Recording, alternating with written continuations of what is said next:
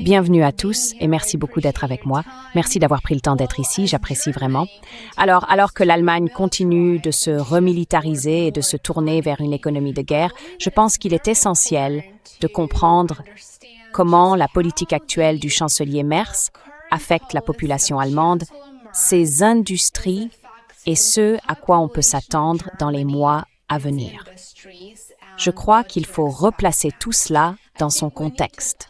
Et c'est exactement ce que je compte faire dans cette vidéo. J'espère que vous la trouverez à la fois intéressante et instructive. L'Allemagne a longtemps été le moteur économique incontesté de l'Europe. Pendant des décennies, elle incarnait l'excellence industrielle, l'innovation technologique et la rigueur budgétaire. Vous vous souvenez de cette époque? Eh bien, aujourd'hui, cette image s'efface peu à peu.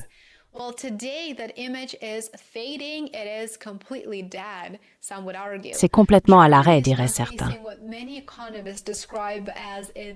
L'Allemagne fait face aujourd'hui à ce que beaucoup d'économistes décrivent comme sa plus grave crise économique depuis la Seconde Guerre mondiale.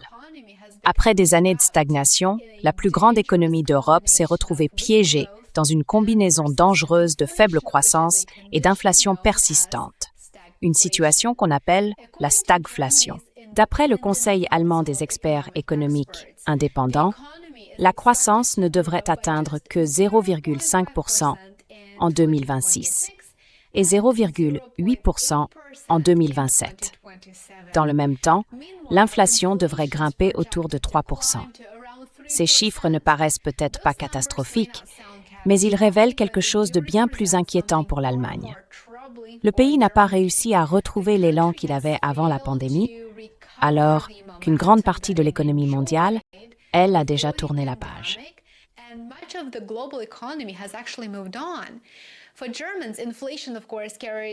Pour les Allemands, l'inflation évoque forcément un souvenir historique particulièrement douloureux. Le pays a connu 2 épisodes dévastateurs d'hyperinflation au cours du XXe siècle qui ont laissé une cicatrice politique et psychologique durable. Même une inflation modérée provoque encore aujourd'hui une forte angoisse dans l'opinion publique. Résultat, une économie qui ne croît plus alors que le coût de la vie continue d'augmenter. Quand le chancelier Friedrich Merz, aujourd'hui le dirigeant politique le plus impopulaire d'Europe, est arrivé au pouvoir, il a promis de restaurer la compétitivité de l'Allemagne, car c'est le pilier non seulement de son économie, mais aussi de la prospérité de sa population.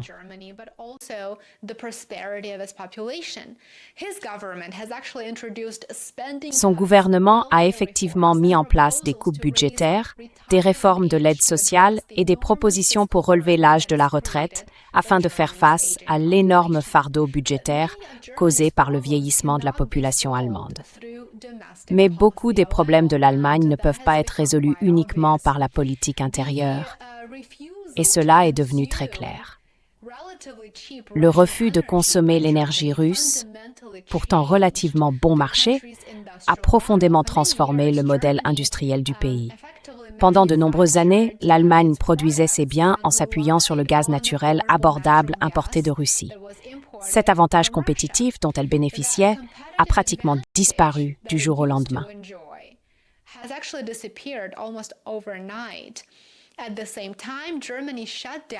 En même temps, l'Allemagne a fermé ses centrales nucléaires à la suite de décisions prises des années plus tôt sous le gouvernement d'Angela Merkel.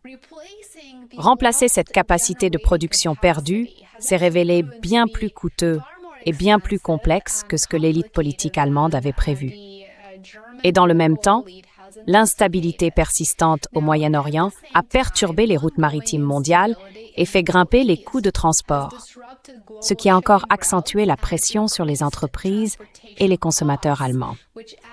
L'économie, largement tournée vers l'exportation, se retrouve donc prise en étau de tous les côtés. Et à tout cela s'ajoute une concurrence de plus en plus forte venant de la Chine. C'est ça le vrai sujet dont personne ne veut parler.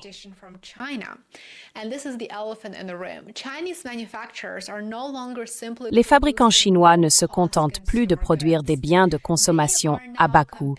Ils rivalisent désormais directement avec l'Allemagne dans les véhicules électriques, les machines industrielles, les équipements pour les énergies renouvelables, les batteries et les technologies de fabrication avancées. Du coup, l'industrie automobile allemande, longtemps considérée comme la colonne vertébrale de la prospérité du pays, subit aujourd'hui une pression énorme. D'ailleurs, j'ai mis en ligne il y a quelques jours une vidéo entière où j'expliquais que l'Allemagne transforme ses usines automobiles en usines de drones dans le cadre de sa transition vers une économie de guerre, parce qu'elle se prépare à une confrontation directe avec la Russie.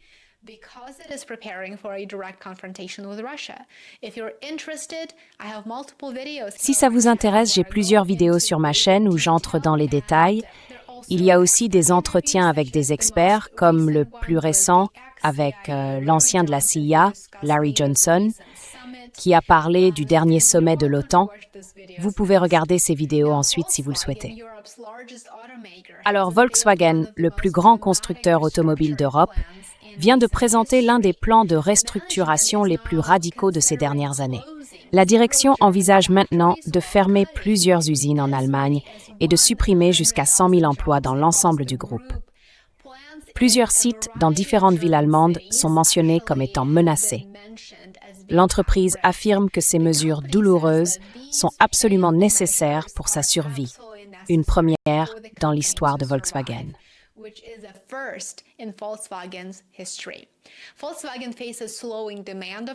Volkswagen fait face, bien sûr, à un ralentissement de la demande pour les véhicules électriques. L'entreprise voit ses marges de profit se réduire, ses coûts de main-d'œuvre augmenter, et elle subit une concurrence féroce des constructeurs chinois qui produisent des voitures de plus en plus performantes à des prix nettement plus bas. En clair, l'Allemagne n'est plus compétitive. L'annonce de Volkswagen a déclenché des manifestations dans tout le pays. Des employés ont protesté sur 18 sites du groupe et les syndicats ont accusé la direction de faire payer aux salariés des années d'erreurs stratégiques. Au siège de l'entreprise à Wolfsburg, les représentants du personnel ont averti les dirigeants qu'ils ne pouvaient pas simplement, je cite, « refiler la facture aux employés ».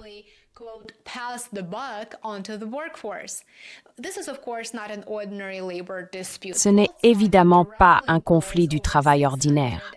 Volkswagen emploie directement plus de 650 000 personnes à travers ses différentes marques et le secteur automobile allemand fait vivre environ 3 millions d'emplois dans l'ensemble de l'économie. Alors, si l'industrie automobile allemande se contracte fortement, les effets se feront sentir partout. Chez les sous-traitants, les bureaux d'ingénierie, les plateformes logistiques, les producteurs d'acier, les fabricants de produits chimiques et des milliers de petites entreprises. Les conséquences pourraient transformer en profondeur toute l'économie allemande. Et on peut dire que cette crise a déjà commencé. Nous assistons au tout premier jour de son développement.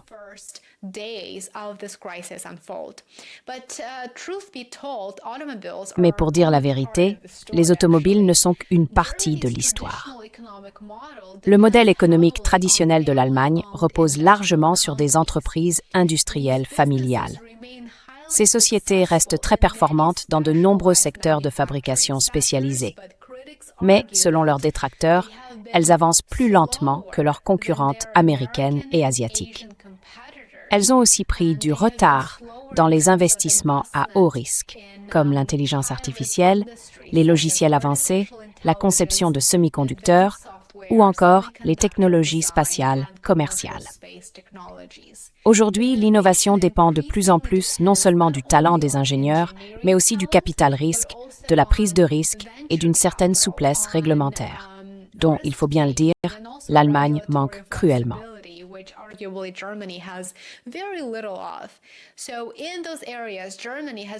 Dans ces domaines, l'Allemagne a du mal à suivre le rythme de ses concurrents. Même le développement de son complexe militaro-industriel met en évidence certaines de ses faiblesses structurelles. Et ça me fait vraiment me demander comment l'Allemagne compte affronter la Russie avec un tel handicap. Le pays prévoit d'augmenter fortement ses dépenses militaires dans les prochaines années, ce qui pourrait l'amener à emprunter des centaines de milliards d'euros pour moderniser la Bundeswehr.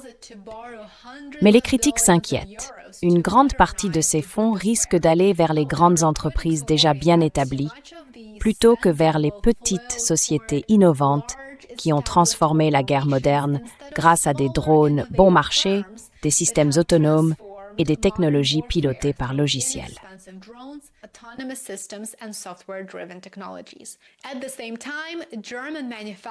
En même temps, les industriels allemands continuent de délocaliser leur production vers des pays européens à moindre coût. Cela réduit l'emploi sur le territoire, malgré l'augmentation des dépenses militaires du gouvernement, et s'explique aussi par la recherche de coûts énergétiques plus bas. Cette incertitude économique transforme également la vie politique allemande. Le soutien à l'alternative pour l'Allemagne, ou AfD, ne cesse de croître, surtout dans l'est du pays, où le mécontentement économique reste beaucoup plus fort. Beaucoup d'électeurs ont de plus en plus le sentiment que des décennies de mondialisation ont profité aux grandes entreprises, tout en laissant les travailleurs ordinaires sur le bord du chemin. Et honnêtement, peut-on vraiment leur donner tort? Alors que le chômage augmente, que les usines ferment ou réduisent leurs effectifs, la polarisation politique s'est nettement accentuée dans toute l'Allemagne.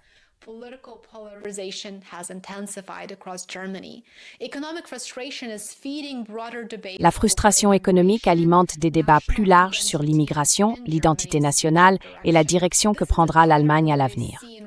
C'est un schéma qu'on retrouve souvent dans l'histoire. Quand l'optimisme économique disparaît, la stabilité politique devient bien plus fragile. L'Allemagne se trouve donc à un carrefour. Peut-elle réinventer son économie une nouvelle fois grâce à l'innovation, au leadership technologique et à une réforme industrielle? Ou bien l'Europe entre-t-elle dans une phase où la seule option serait une économie de guerre? Cela, bien sûr, reste à voir. Restez à l'écoute, je ferai de mon mieux pour vous tenir informés ici sur YouTube, Substack ou Patreon. Passez une excellente journée et on se retrouve ici demain. Prenez soin de vous. Merci. I will see you here tomorrow. Take care.